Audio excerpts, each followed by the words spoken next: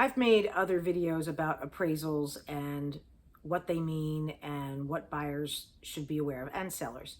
But this one is specific to having an appraisal come in that is at least at purchase price. Now, in most cases, your agent will tell you that is the goal, that the property appraises at value, meaning the agreed to purchase price or more, because then the seller knows that they're going to receive the amount that was promised, and the buyer knows they're not going to have to make up in cash any kind of gap in appraised value versus purchase price. The bank is going to lend them whatever amount that they originally expected.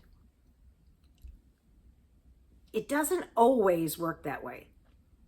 I had a scenario recently, actually I had two, where the appraisal came in at value or above when I had already warned my clients the appraisal was never going to come in high enough because the property, based on the comps, was not worth what the buyer had offered and the seller had accepted. So in both of these particular scenarios, I had prepared my clients. One was a seller and one was a buyer. And we were shocked when the appraisals came in really high. In one of those cases, the lender came back 3 days prior to closing and said, well, when we have a jumbo loan like this, right before closing, when it goes through underwriting, the appraisal goes through an automated system. And if the appraisal value is way higher than the purchase price, the system automatically flags it because they think something's wrong. That's what happened here.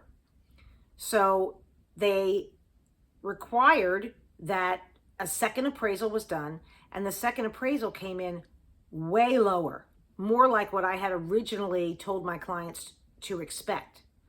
So unfortunately for them, that lower appraisal stood, and what it meant was that they had to come up with about an extra $200,000 worth of cash in order to make the seller whole and keep the deal together. The good news was I had warned them about this and they had the money to be able to do it.